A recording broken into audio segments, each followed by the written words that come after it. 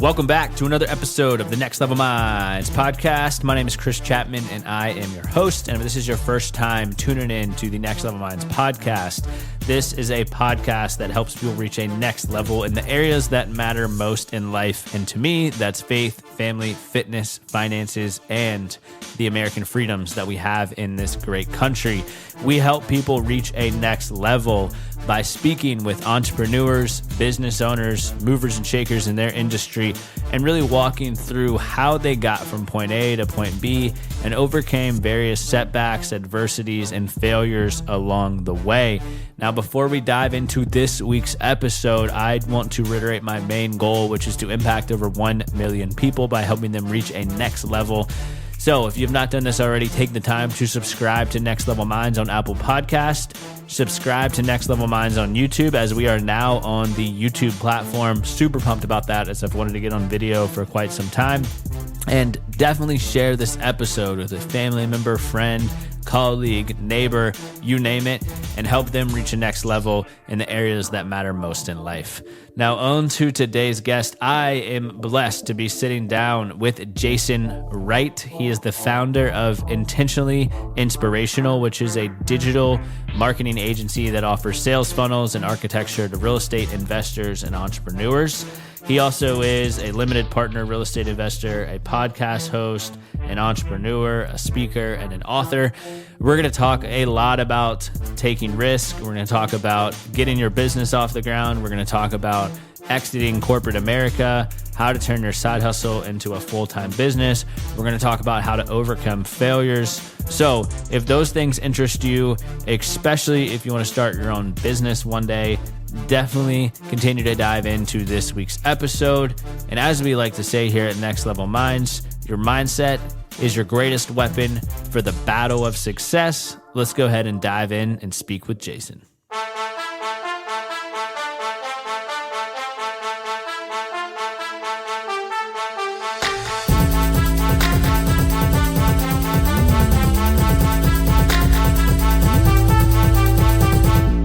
Jason, thanks so much for hopping on the Next Level Minds podcast. Thanks for having me, man. I appreciate it.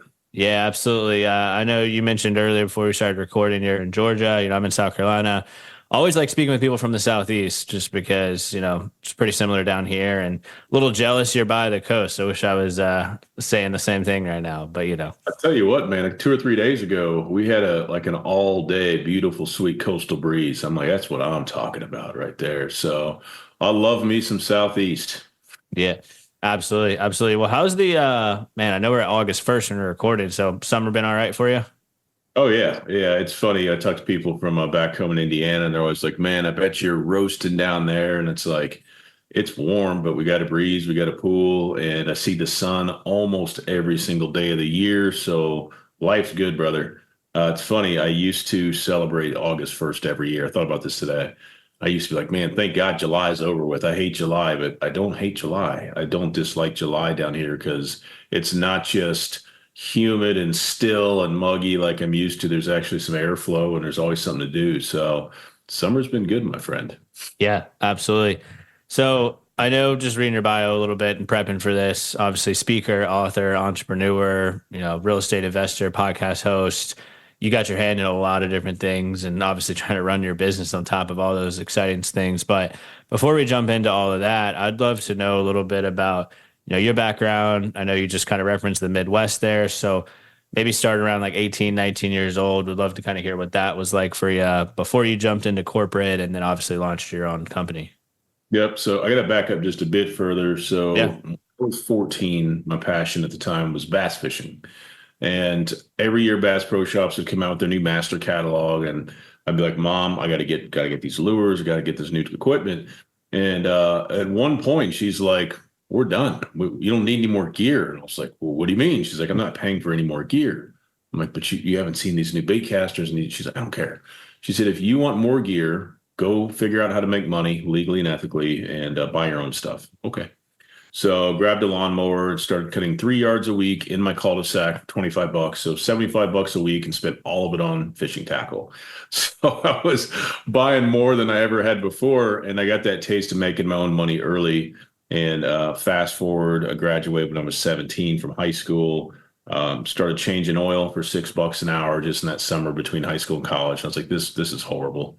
I hate this. Why am I doing this? So started another lawn care company in the neighborhood, and actually kept it up through college. So did it for about 7 years, and then went into corporate. But yeah, that's how I got my taste. I like making my own money, and I really don't like people telling me what to do. I'm not rude about it per se, but I just don't take it seriously. I'm like, yeah, I'm not going to do that. So, Yeah. bit about me. That's funny you mentioned that about going door to door cutting grass and all that, because that was actually my kind of start as well. I think I was about 12 years old, and my hobby at the time was surfing and skateboarding, and it was basically the same thing. I'd be like, oh, I need a new board or need this, and parents would be like, you don't need any new stuff, like go get it. And I get asked like similar question of like, where did you get your work ethic and discipline and all that from? I'm like, honestly, like starting to work at an early age and $25 back then, you're like, I'm rich. This is awesome. Right. So, I mean, Yep. would you say that's kind of where you got a lot of your work ethic and all that from as well? Or, Yeah, I mean, my parents worked hard, but they never, like, as a parent now, I think about this. I was talking to somebody this week about it. They never had to push me. mm, So as soon as I wanted more, instead of, just asking somebody to hand it to me, once I kind of realized I could go earn something and do it myself, I just took matters in my own hands. So they never had to encourage me to get a job or get another job or a third job if I needed. I just saw that and just did it anyway. So they had it easy from that standpoint. My son, who's 18 now, wired a little bit differently than his old man. So all kids need something different. And for him, it's a little bit more firm direction and a kick in the butt once in a while. But I never needed that. So it's just something that's instilled in me from birth, I guess. yeah, man, I think I've seen that a lot just in that generation. I do a lot of speaking engagements at colleges. Yep. So talking to a lot of like 18, 19, 20 year olds, and that's a big common theme, I think, is doesn't seem like they have kind of that like nitty gritty jump and go get it mentality. And sure, I meet some people that do, right? Maybe out of 100-person classroom, I have two or three come up to me and I'm doing this. But then other than that, it doesn't really seem as strong. I don't know if you kind of see that in some of your stuff too, but Yeah, I definitely see it the same way. It's like for that age group, if they were raised by their grandparents, maybe, yeah. maybe they'll have that work ethic. But I'm the oldest group of millennial, depending on what chart you look at. 1981 is when I was Mm. born, and I remember the neighborhood I grew up in. It was probably low. It was probably middle class, lower middle class. Everybody worked, right? Nobody laid around. And so I was influenced by baby boomers, influenced by the silent generation. That silent generation, my grandma's still with us. She's 98 years old. Never heard that woman complain about anything in her life.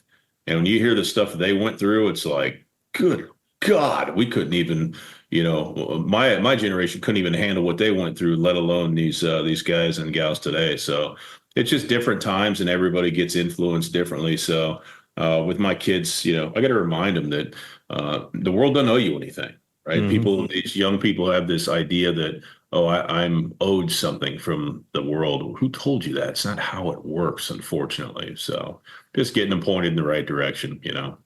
Yep, absolutely. So, if there's some like post grad college folks listen to this and they're kind of looking for some advice, would that Yeah. be something you'd mention as, world doesn't owe you anything, go out and get it type mentality? Yeah, I mean, advice, and here's the way I think about it, man. What advice would I give myself at that age? And I'll say it right now on the show. And if somebody else benefits, it's a big win. But Yep. I was not a patient guy at that age. And I'm still not, but I've become more patient because a lot of times you don't have a choice, Hmm. right? So the world doesn't owe you anything. Talk less than you do. Instead of talking about all the stuff you need to just do it. And don't work hard to try to impress people. Just do it for yourself. And hard work can take you a long way in this life. And when nothing else seems like an option, working hard can create options for you. So there's no downside to doing it. It's rewarding. Physical work's rewarding. I love cutting the grass. I'm going to actually go cutting the grass today. It's instant gratification. And people are like, that's so weird. I'm like, I just really enjoy it still. So, yeah, that's some advice I'd give those people for sure. Yeah, I love it. And I also think just like the mentality of how you do one thing is how you do everything, how you cut your grass and, how clean your car is. Like chances are if I see somebody who's got a yard that looks horrible, a dirty car, chances are they might be overweight, they might be broke. Like there's a correlation between highly successful people and just how all the other areas of their life are just buttoned up because they all kind of feed into each other, in my opinion. That's interesting you say about the vehicle. So I have a truck. I have a phone charger, a gun, and a couple of magazines. That's it in my truck. Right. Otherwise, it's completely empty. Some jumper cables and stuff, but there's nothing in it ever. And my kids are like, "How do you keep the car so clean?" Every time I get out, I just throw the trash away. Right? It's just like it's just discipline is what it comes down to, and having high standards for stuff. So I do think it trickles in all areas of life for sure. Yep. No, that's awesome. So okay, so let me ask you this. You started your company in 2015, Hmm. intentionally inspirational, which I really think that name is cool because I think it's like got a natural hook to it Yeah. for, new customers. And I'm sure there went a lot into that naming there, but you were in corporate America before that. Were Yep. you in some similar type role where you were doing some marketing and stuff, or what was that like? Nope. So I was in HR originally, and then sales and Nice. safety. And the common thread among those three is people. If you can communicate with people and you can sell ideas, it's really all the same. So that's what I did in corporate. Marketing was never the plan. Really, my big driver to quit corporate was had to quit twice. The first time I quit, ran out of money and I didn't have a plan, and had to go back within about 6 months. So it's not a pretty story. It's not like I did this stuff. It was a grind, and people doubted me and prayed and hoped I would fail and all this terrible stuff that people lean into. But human nature, that's why people like reality TV. They like to see people struggle, and it makes them feel better about themselves. But what really pushed me the second time or sorry, the first time to quit, I was working for a family-owned company that was making about 300 million a year across 50 or 60 companies.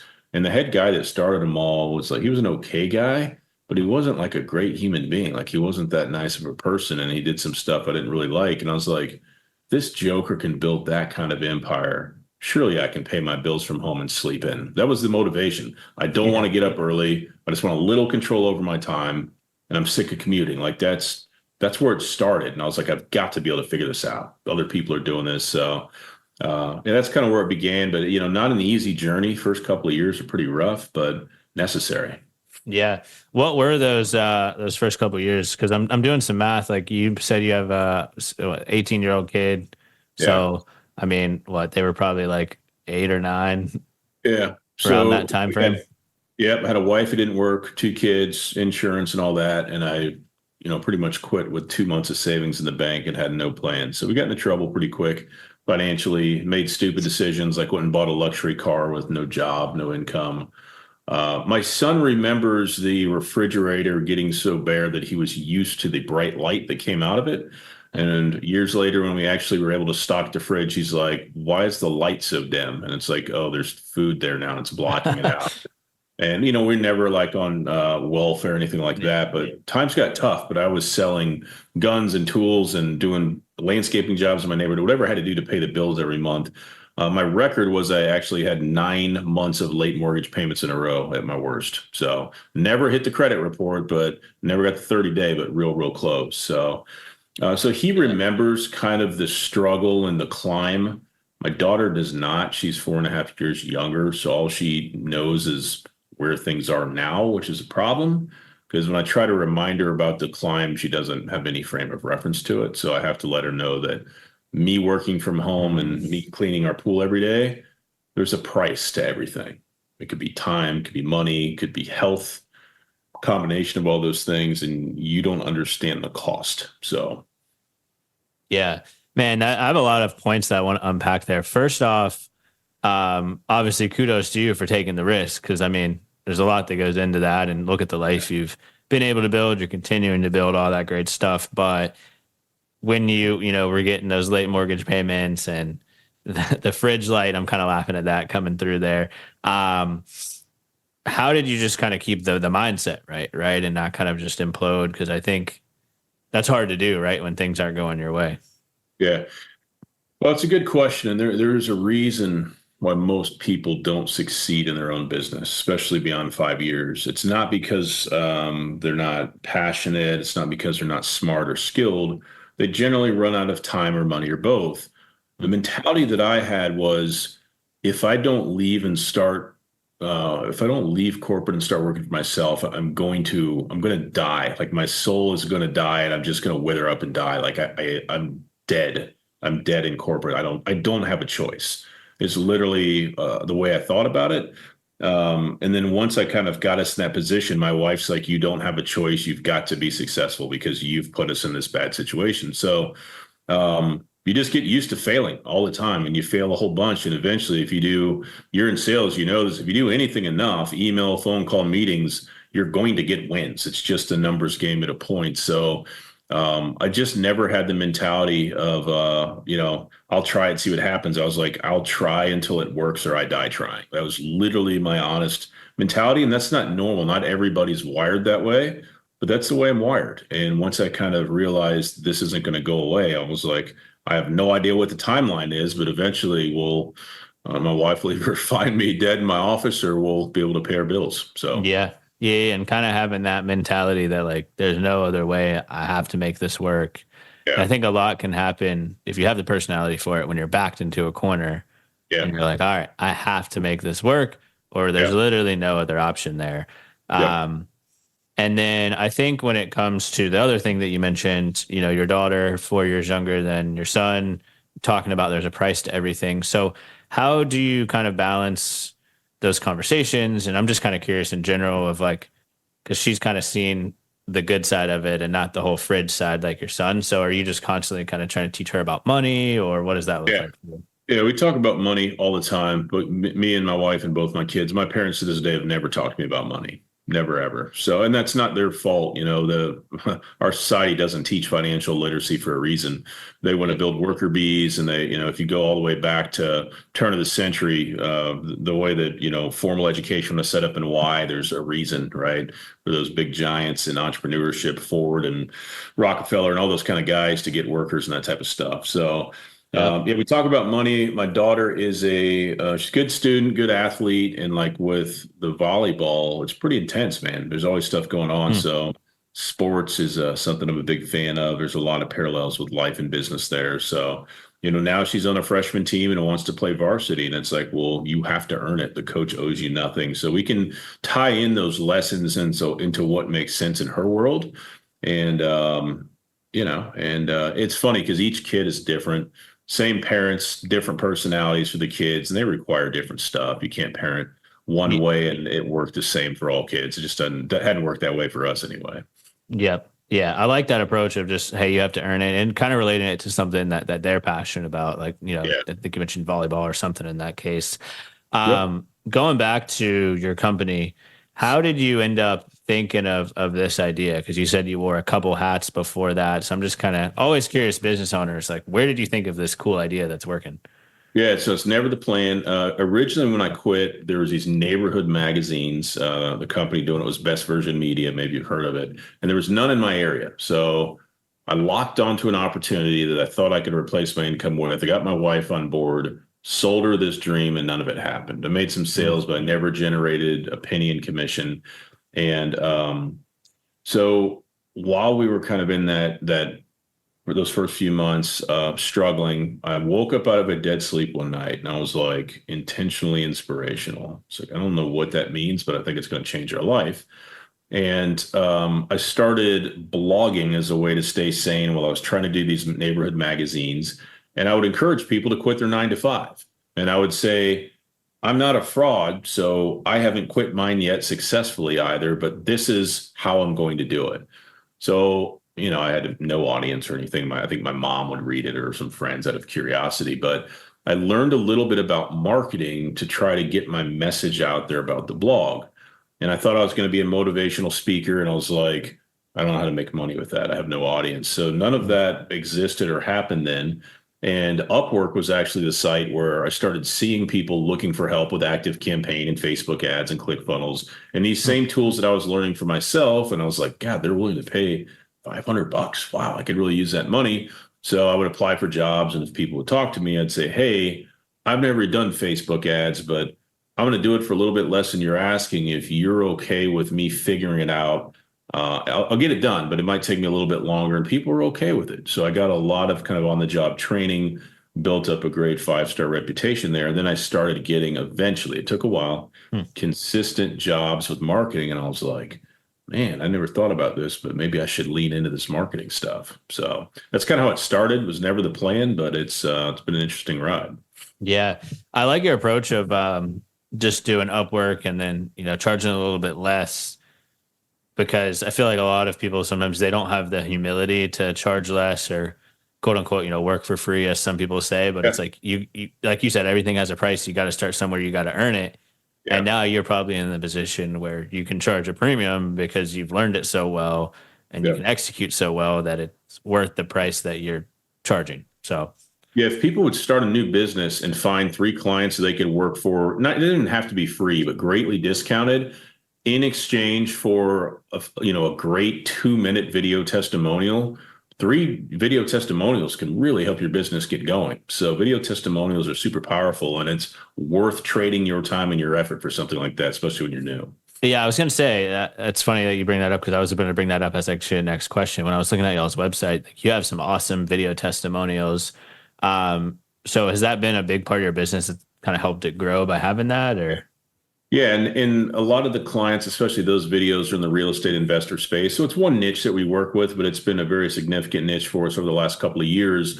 When I was getting known in that industry, those reviews helped me get more clients, helped me get speaking engagements in front of 500-600 people, in front of an audience of all dream clients for me. So it really helps get our name out there. And yeah, it's nice. And once you get to a point, you get enough name and brand recognition that people come to you, and referrals and repeat business. It's great. So definitely was part of our strategy to get known in that industry. Yeah. And so is that why you decided on that niche and just kind of ran with it on that real estate Yeah, investor world? yeah, I created an offer. It was an active campaign for the CRM, the marketing automation. And we had no competition back then. We have a lot more now, which is fine. We still do a good job with our training and our lifetime support. So there's, other things, doing what you say you're going to do still matter in Yeah. this world. Under promising and over deliver still matter. And a lot of people won't do it. So yeah, we've ran with it because it's worked really well. But now we're in a season of saying, if a guy's got a big roofing company and needs help nurturing leads, we're not going to turn him away because he's not in real estate investing. That's crazy. We have value where we can help him as well. So we're kind of returning to where we used to be with a whole bunch more experience and a whole bunch more success. So Yeah. Is that what you usually suggest to people getting off the ground, is like pick one niche first, starting with that, or like what's your approach there? yeah, it's a very, very tough question. So I would say no. Getting started, work with anybody that will work with you, because you're not going to know the niche Hmm. that really works for you until you experience it. I would have never guessed real estate investors. If I would have never picked it, I would have never thought of that niche. So I saw an opportunity nobody was paying attention to. So start broad. You may think you want to work with one niche and work with some of those clients and be like, I hate this niche. This Yeah. sucks. So the niche journey, the niche process is definitely a journey. So start wide and narrow it down as it makes sense. There is a downside to going too narrow.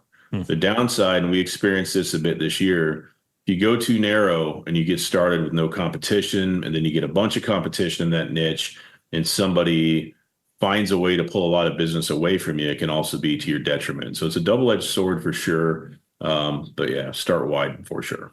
Yeah. I like that a lot, because then, like you said, you can try this, and you're like, actually, I don't really like working with this group. This group is something that I really want to work with, Yep. versus like starting your website and brand and socials and being like, I help, just naming something random. I help restaurant owners increase their Yep. profit margin. And then you're like, man, I don't like working with restaurant owners, and I'm 6 months in and I got this website and social media. I love that approach a lot, which I think is a bit unorthodox, because you hear the quote that's like, find your niche, get rich. But like, back up a little bit. It's like, well, you find your niche by trying out a bunch of different groups first and then going hard in that.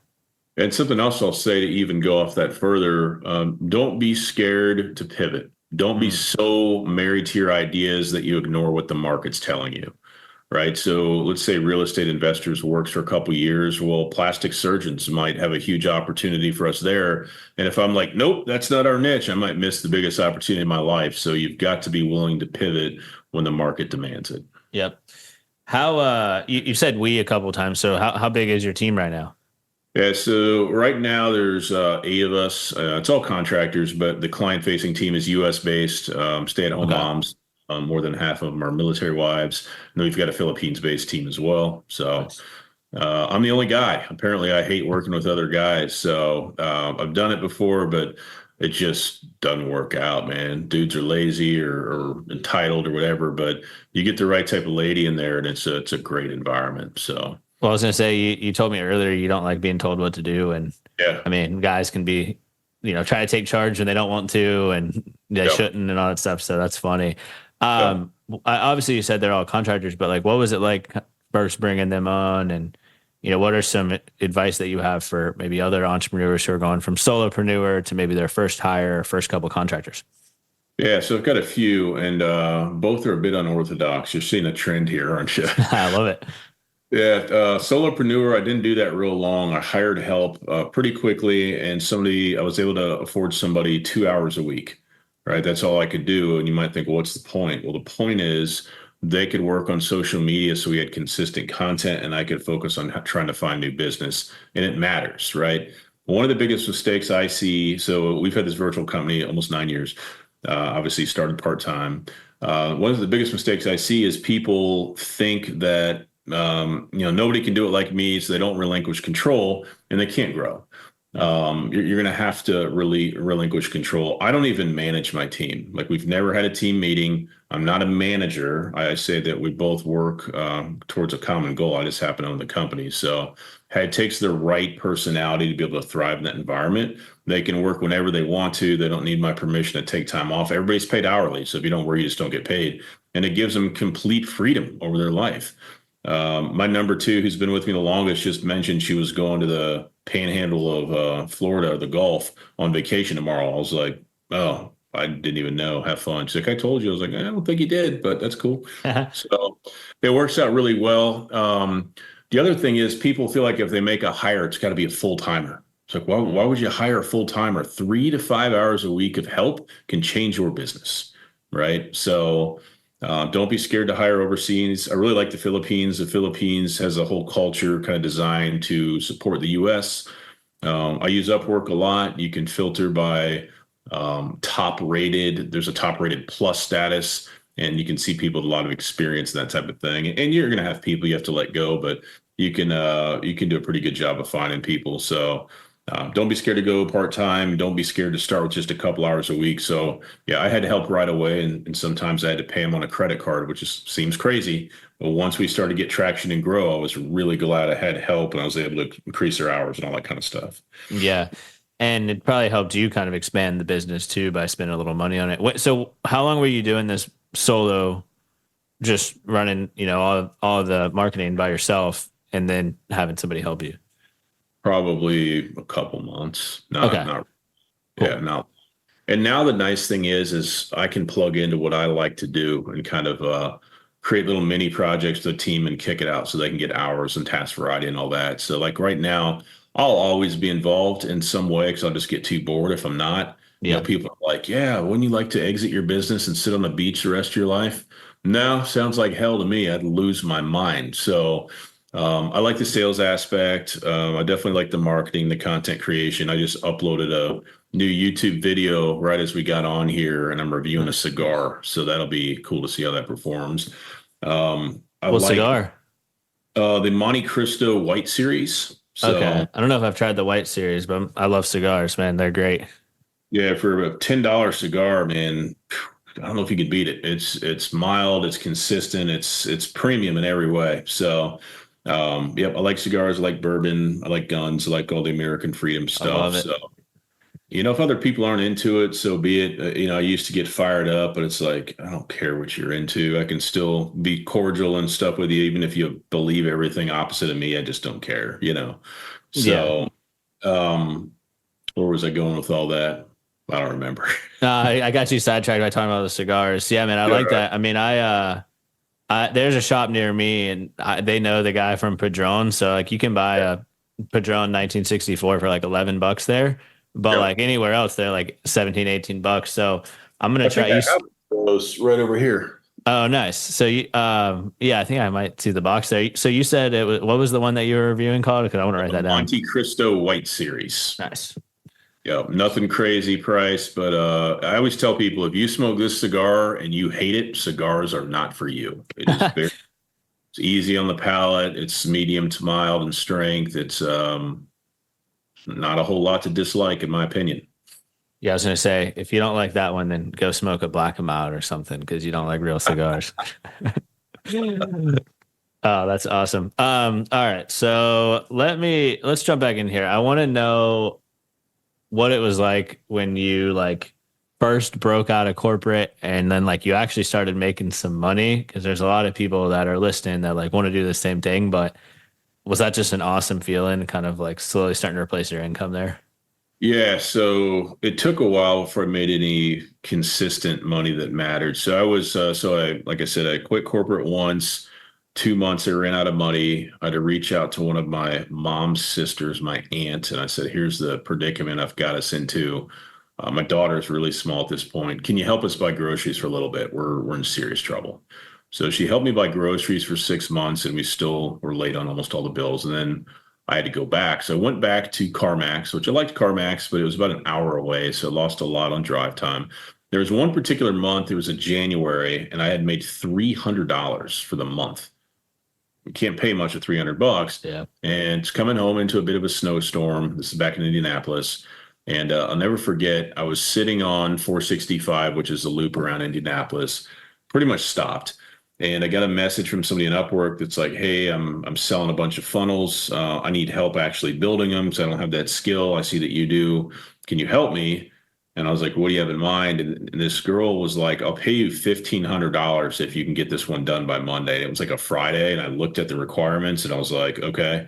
And she literally extended the contract to me, and I signed it in the car just through my phone. And I was like, "Holy crap!" Like I just five extra monthly income sitting in a snowstorm. I was like, I was like, "Do you have more work? Like, I wonder, is there enough here to build a full-time business?" Like, I wasn't even sure there was enough work or what to do, but we needed money so badly at that point. I was like, this is an amazing feeling, right? This is an amazing feeling. I can negotiate it and do all this stuff. So that was like the first time I thought, you know what, there might be something bigger here. So that was pretty cool. The first time I ever made like real good money for myself is pretty amazing feeling, right? The bad thing about money is it doesn't matter what you make. You always have a feeling of what a certain level feels like, but you get there and you're like, it feels exactly the same. Like Mm. maybe you can do more or pay stuff off or whatever, but it doesn't feel any different. So Yeah, that's super interesting, man. Like this year, I mean, knock on wood, is like tracking to be the best year I've had from a sales income perspective. And like I've been having some great months, you know, glory to God. But it's like I don't really feel much different. And last year and the year before, I was like, if I could just get to that level. And now I'm like slowly starting to get to that level. And I'm like, where's like the fireworks and the hype that I thought around this? yep, So because I feel like you're just always gonna want more. yep. So what's kind of like your balance with that? Like what's like really driving you right now and your why behind, you know, the business and all that? Because it doesn't like money's good, right? It pays for stuff. You got the pool, probably got a nice truck, right? And I have things that I like to buy as well. But I feel like if you really want to be great, like you got to have a deeper why than just some of the finances behind it.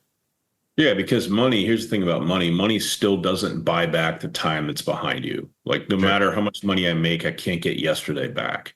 And last year was our best year ever. This year won't be as good. The math, I won't catch up to it, but that's fine because I didn't need that much money last year. I had ridiculous amounts of money to do stuff with, and we used it wisely, and I had some fun and stuff. But at the end of the day, it doesn't make you feel any better. What makes me feel good now is, you know, if my daughter's got a volleyball game, I can go do whatever I want, right? I could have bumped this podcast and rescheduled if I had something else that I needed or wanted to do. So having that control over your time, having that ability to spend time with friends and family here and now, that's where the real value's at. Why am I doing it? I truly love what I do. I love, you know, giving my team new opportunities, increasing their pay every year, giving them bonuses, giving them task variety that they can do from anywhere, impacting as many clients as I can and inspiring as many people as I can. And that'll never stop. There's no mark where I hit this, then it's good enough, right? I'll stop when I die. Yeah. Yeah, I like it. And I mean, you used your company's name in the description of the why. So I mean, Yep. it's Yeah, it's everything's kind come of full aligned. circle. Like I've got to do the motivational speaking. You can probably see it and feel it coming out of me now. It's all Yeah, authentic. It's all real. for It's sure. just it didn't present itself initially like it does now, and that's just part of the journey, man. Yeah. Yeah. I love it. So what advice do you have for those out there that may be like, okay, like I want to start a business. I just can't really find that vehicle, but like I'm entrepreneurial. I want the time freedom. I want to get out of corporate. Yep. What's kind of your advice there? Is it maybe going back to the whole niche thing of like just try a bunch of stuff, or like what are your thoughts on all that? Yeah, it's a great question. So one mistake I made for a long time is I kept trying to invent something no one's ever seen. It's not Mm. necessary. If you want to think of a category where there's a lot of opportunity, offer services to businesses. There's a lot that can mean anything from accounting to marketing to design to payroll. Like there's a million things you can do. There's existing needs there, and you can already see that people are having success with it. Just do it at a better level. And it doesn't mean you have to have prettier websites, but if you say you're going to do something, do it. If a client's got a problem, help them take care of it. The simple stuff goes a long way because most people aren't going to do that well. And if you do it long enough, a lot of people will disappear as far as competition. The other piece of advice is start something on the side. Do not do what I did when I quit corporate. I had no plan, I had no income, and it didn't work. Right. I lost a bunch of time and money doing it that way. It's when you get off work, take a quick break or whatever and spend as much time as you have each day to work on something else. The timeline's unknown, and maybe it'll take you 6 months to build a business that's worth quitting for. It might take you 16 years. I have no idea, neither do you. So there's some good things to think about, but you don't have to invent something brand new that no one's ever heard of. It's not necessary. Yeah, and I like that a lot. And going back to that approach of, what services can you offer a business? How can you do it better? And then starting something on the side. I mean, corporate, obviously you don't have near as much time freedom, but I mean, if you can get in a right company, like you were saying, you liked CarMax, I like the company that I'm at, like I can figure out what systems, processes that they have in place, take mental notes of things that I'm learning, and then extract that to my own business one day. Yep. So that's the beauty, I think, if you're at a good company that does that. So, Yeah. man, this was an awesome conversation. I obviously we could probably keep talking for a long time, but I like to keep the episodes clear, concise. Really, the only other thing I wanted to ask you, and kind of talked about this at the beginning, faith, family, fitness, finances, American freedoms, all very important things to me, important things to the listeners out there. What does being well-rounded in those areas mean for you? Yeah, I mean, you've got to spend some time making deposits in each of those every day, right? I find the most rewarding things in life and where you get the furthest, it requires consistency. Doesn't matter if it's working out, doesn't matter if it's finances, doesn't matter if it's prayer, right? If you're not consistent with stuff, you're never going to be happy with what you see as the growth or lack of growth, right? It might be regression. So consistent action in those areas each day is going to yield you your best results and give you the best experience out of each. Nice. And with that said, like very curious, I'm always talking about habits, behaviors, routines. What are your habits that have helped you get to where you are today, and obviously will continue to get you to where you want to go? Yeah, it's going to be very different than a lot of people. I don't meditate. I don't do yoga. I don't have a strict running schedule. I wake up usually between 9 and 10 in the morning. I stay up really late. Okay. I always start my day with a cup of black coffee and sit in the sunshine for 10 or 15 minutes. Right. I couldn't do that in the Midwest. I love starting my day that way here. Starting my day that way here. Yeah. I try to swim, get in the hot tub of the pool every day.